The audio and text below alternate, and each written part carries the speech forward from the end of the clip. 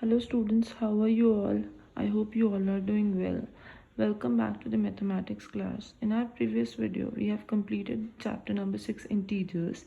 In today's class, we are going to start with a new chapter of mathematics, that is chapter number 7 fractions. Now what are the objectives of this fraction?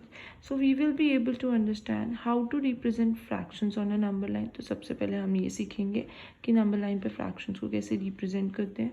Identify different types of fractions. We will learn different types of fraction, compare fractions, add and subtract fractions, convert fraction into decimal fractions and vice versa, and lastly we will solve word problem based on fractions. Okay, now let's quickly start with the introduction. Now what do you understand by fractions? A fraction is a part of the whole. पूरे whole का कुछ part हम उसको क्या बोलते हैं? Fraction. For example, if an apple is to be shared equally amongst two children, then each child will get half apple. देखो fraction क्या होता है? पूरे होल का कुछ पार्ट. अगर एक एप्पल को हम 2 चिल्ड्रन में इक्वली डिवाइड करते हैं तो हर ईच चाइल्ड को कितना मिलेगा? हाफ एप्पल मिलेगा. हाफ को हम क्या लिख सकते हैं? हमने कितने पार्ट में डिवाइड किया? 2 पार्ट्स में, और ईच चाइल्ड को कितना मिल रहा है? 1. तो 1/2 लिख सकते हैं. तो numbers of the form 1/2, 1/3, 1/4, 3/5, 4/7 etcetera, जो इस फॉर्म के नंबर्स होते हैं उनको हम क्या बोलते हैं? फ्रैक्शंस. क्या बोलते हैं? Fractions. Now fraction 3/5 gives the idea of 3 things out of a collection of 5 things. ये फ्रैक्शन से मुझे क्या पता चल रहा है कि मेरे पास टोटल कितने थे? 5 थिंग्स थी. उसमें से 3 थिंग्स में एक पर्टिकुलर, जैसे हमने ये भी बोला कि एक एप्पल को हमें 2 बच्चों में डिवाइड करना था, तो हमने एप्पल को कितने पार्ट में डिवाइड किया? 2 पार्ट्स में, और हर बच्चे को कितना मिल रहा है? 1 पार्ट मिल रहा है ना. तो 1/2, मतलब ऐसे 3/5 टोटल 5 थिंग्स थी, जिसमें से हमने 3 थिंग्स को या तो शेड कर दिया, कुछ भी, वो आइडिया हमें मिल रहा है. Clear? Now in fraction 3/5, 3 is called the numerator written above the line. जो लाइन के ऊपर वाला नंबर होता है उसको हम क्या बोलते हैं? न्यूमरेटर. एंड जो लाइन के नीचे वाला नंबर होता है उसको हम बोलते हैं denominator. So in fraction 3/5, 3 is called the numerator written above the line and 5 is called the denominator written below the line. Clear? तो समझ में आया फ्रैक्शन क्या होता है? Fraction is a part of whole. पूरे होल का कुछ पार्ट. इस फॉर्म के जो नंबर्स होते हैं लाइक 1/2, 1/3, 2/4, 5/6, 6/8, कुछ भी एटसेट्रा आर कॉल्ड फ्रैक्शंस. ठीक है. नंबर लाइन के ऊपर वाले नंबर को हम न्यूमरेटर बोलते हैं और लाइन के नीचे वाले नंबर को denominator. I hope this introduction is clear to you. Now यहाँ पे आपको एक एग्जाम्पल है. Name the fraction represented by the shaded portion in the following pictures. अब जो मैंने वो ये पार्ट आपको समझाया था, ये वाला fraction 3/5 gives the idea of 3 things out of a collection of 5 things, ये एक्चुअली आप यहाँ से और आपको क्लियर हो जाएगा. कैसे? वो क्या बोल रहे हैं? Name the fractions represented by the shaded portion in the following picture. आपको ये फॉलोइंग पिक्चर्स गिवन है. इस पिक्चर में आपको ये बताना है शेडेड पोर्शन का क्या फ्रैक्शन है. तो अब देखो नीचे हमेशा डिनोमिनेटर में, ये हम इस फिगर की बात करते हैं. इस फिगर में कितने पार्ट्स हैं? एक ब्लू से शेड है, एक नहीं है. पहले हम टोटल पार्ट्स काउंट करते हैं. कितने? 1, 2, 3, 4, 5, 6, 7. तो टोटल पार्ट्स कितने हैं? 7. अब इसमें से शेड कितने हैं? 1, 2, 3, 4. शेडेड पोर्शन कितने हैं? 4 पार्ट्स. ठीक है. और टोटल कितने हैं? 7. और मुझे फ्रैक्शन किसका बताना है? Name the fraction represented by the shaded portion. और मुझे शेडेड पोर्शन का ही फ्रैक्शन बताना है, तो इसका फ्रैक्शन क्या हो जाएगा? ध्यान से समझना. डिनोमिनेटर में आपका आएगा टोटल. टोटल कितना है आपका? 7. और शेडेड कितने हैं? 4. तो फ्रैक्शन आपका क्या हो गया? 4/7. क्या हो गया? 4/7. समझ में आया? Out of 7 things 4 things are shaded. और अगर वो शेडेड पोर्शन का नहीं पूछ के अनशेडेड का फ्रैक्शन पूछते तो क्या होता? अनशेडेड पोर्शन कितने हैं? 1, 2, 3. तो वो कितना हो जाता है? 3/7. ये सिर्फ समझाने के लिए अनशेडेड पोर्शन, बट उन्होंने फ्रैक्शन पूछा हमसे शेडेड पोर्शन का ही हुआ है. अब नेक्स्ट पार्ट में आप मुझे बताओगे कि इसका फ्रैक्शन क्या होगा. टोटल पार्ट्स कितने हैं? काउंट करते हैं 1 2 3 4, तो टोटल में डिनोमिनेटर में कितना आ जाएगा 4। अब शेडेड कितने हैं 1 2, तो फ्रैक्शन क्या हो गया 2/4।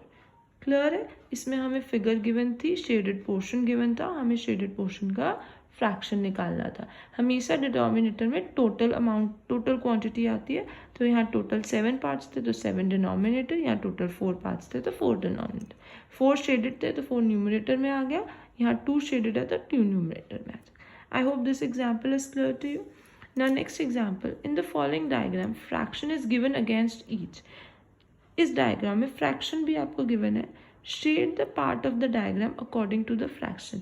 इस फ्रैक्शन के अकॉर्डिंग मुझे इस डायग्राम को शेड करना है। तो सबसे पहले मैंने एक स्केच पेन अपने हैंड्स में लिया। अब मुझे ये बताओ कि यहाँ पे मुझे शेड करना है, यहाँ मुझे शेडेड गिवन था, फ्रैक्शन बताना था, यहाँ मुझे शेड करना है। तो अब टोटल डिनोमिनेटर में 6 है, दैट मीन्स टोटल कितने पार्ट्स हैं 6। Let's just count it 1 2 3 4 5 6 parts हैं। अब मुझे इसको शेड करना है, न्यूमरेटर में कितना 2, तो मुझे शेड कितने पार्ट्स करने पड़ेंगे 2 पार्ट्स। तो कोई भी 2 पार्ट्स हम शेड कर सकते हैं, ठीक है। मैं ये दोनों पार्ट्स को शेड कर रही हूँ, तो इसकी हेल्प से आप इसको शेड कर सकते हैं, ठीक है। Like this we have shaded. ये एक पार्ट हो गया, और हम कोई भी 2 पार्ट शेड कर सकते हैं। ज़रूरी नहीं है कि हमें यही दोनों करने हैं, हम कोई भी 2 पार्ट्स को शेड कर सकते हैं। क्लियर है बेटा, ठीक है, हो गए हमारे। अब नेक्स्ट देखते हैं। नेक्स्ट वाले में आपको क्या गिवन है, फिगर है, और उसकी फ्रैक्शन हमें क्या गिवन है 4/6। अब लेट्स जस्ट सी कि नेक्स्ट में पहले 6 पार्ट्स हैं टोटल, 1 2 3 4 5 6 पार्ट्स हैं। तो डिनोमिनेटर हमेशा टोटल का होता है। अब उसमें से मुझे कितने पार्ट्स शेड करने हैं 4, तो कोई भी 4 पार्ट्स हम शेड कर सकते हैं, ठीक है। तो हमने स्टार्ट किया, कोई भी 4 पार्ट्स लिए हमने, any 4 parts you can take and you can just shade them, ठीक है। अभी मैं जस्ट रफली शेड कर रही हूँ, प्रॉपरली नहीं कर रही, ठीक है। जैसे हमने एक ये ले लिया, एक हमने इसके ऑपोजिट ये वाला ले लिया,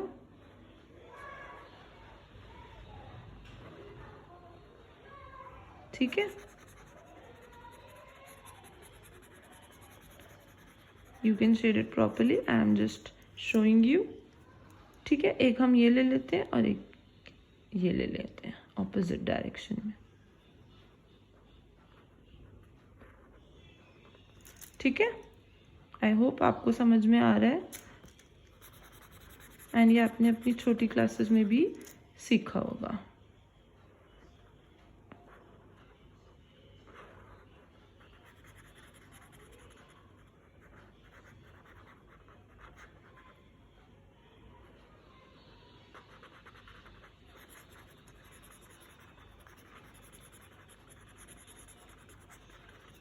So 4 1 2 3 4/6.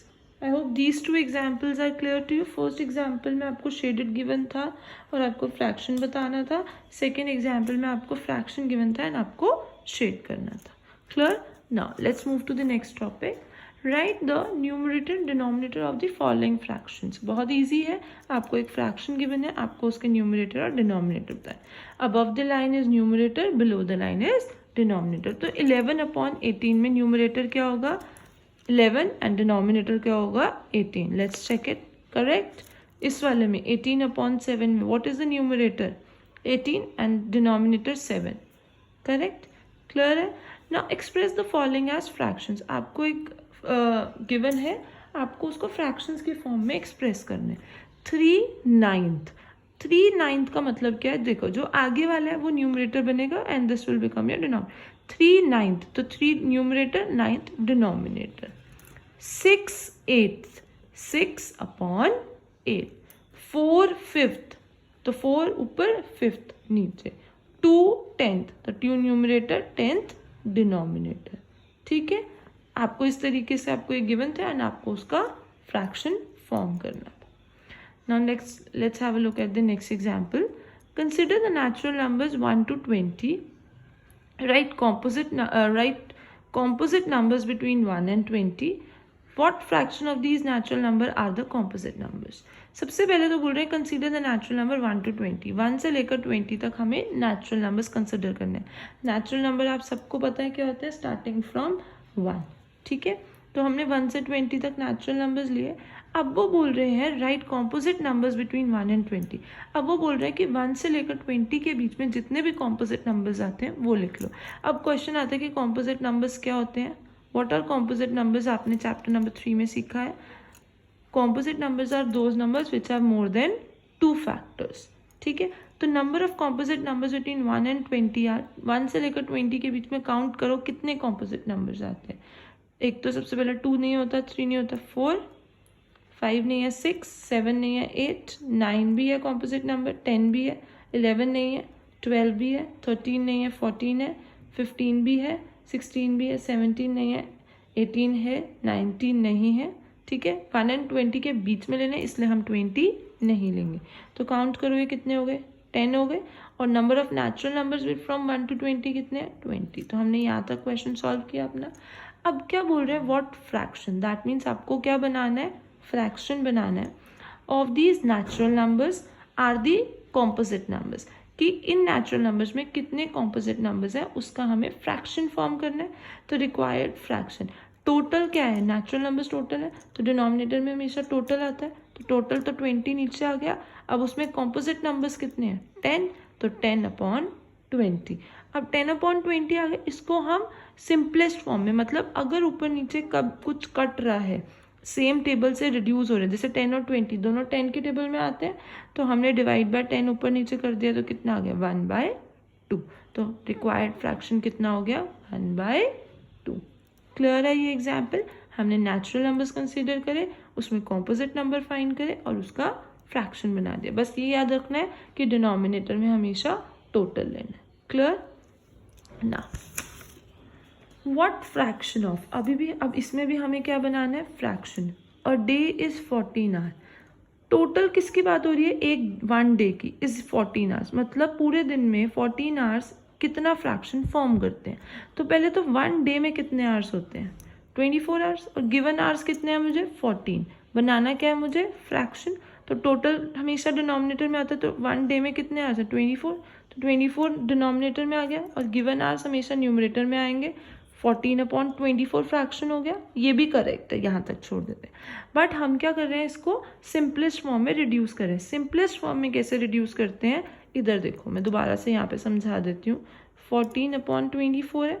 अब ये बताओ 14 और 24 क्या किसी सेम टेबल में आते हैं, 2 के टेबल में आते हैं. तो हमने ऊपर नीचे क्या करा, 2 से डिवाइड कर दिया. 14 को 2 से डिवाइड करो, कितना आ गया, 7. 24 को 2 से किया, 12. क्या 7 और 12 अब किसी सेम टेबल में आते हैं, नहीं. तो ये आपका फाइनल आंसर हो गया. ठीक है, क्लियर है, क्लियर है ये part. N r is 20 minutes. अब गिवन मिनट्स कितने हैं, 20. एन आर, अब 1, इसका और इसका रिलेशन निकालते हैं हमेशा, जैसे हमने डे और आर का रिलेशन निकालता, आर और मिनट का क्या रिलेशन है. 1 आवर में 60 मिनट्स. ठीक है, गिवन मिनट्स कितने, 20. तो फ्रैक्शन हमारा क्या बन जाएगा, 20/60. अब देखो जब लास्ट में 0 होते हैं तो हम कट कर सकते हैं. 0 से 0 कट गया, क्या बचा, 2/6. 2 और 6 सेम टेबल में आते हैं 2 के, तो 2 से हमने ऊपर नीचे डिवाइड किया, तो 1/3 आ. Clear. Last part, a year is 7 months. अब ईयर और मंथ का, 1 ईयर में कितने मंथ्स होते हैं, 12 मंथ्स. गिवन मंथ कितने हैं, 7. तो फ्रैक्शन क्या आ गया, 7/12. 7 और 12 किसी सेम टेबल में आते नहीं, तो ये आंसर. अगर आपको कट करना नहीं भी आता तो अभी आप यहाँ तक भी छोड़ सकते हो, क्योंकि अभी हमने रिड्यूस करना, आगे हम और इसको एक्सपैंड में सीखेंगे. ठीक है, हमारा नेक्स्ट टॉपिक है representation of fractions on number line. अब हम फ्रैक्शंस को नंबर लाइन पे कैसे रिप्रेजेंट करेंगे वो सीखेंगे. बहुत ईजी है.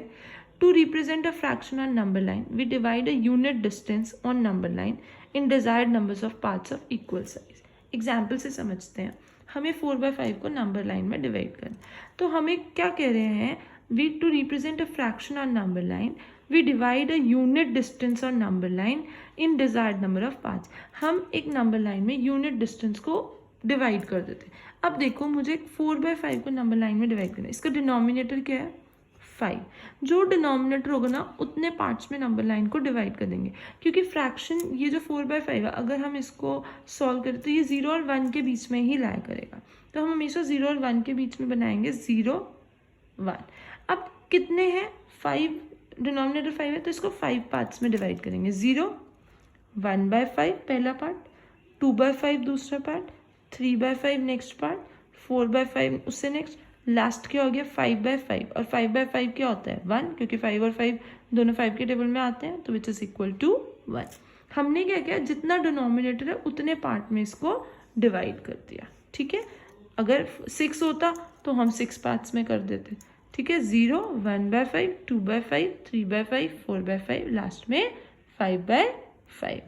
अब हमें रिप्रेजेंट क्या करना है, represent the following fraction on number line. हमें 4/5 करना है, ये रहा 4/5, तो यहाँ से लेकर यहाँ तक का डिस्टेंस, और इसको हम सर्कल कर देंगे।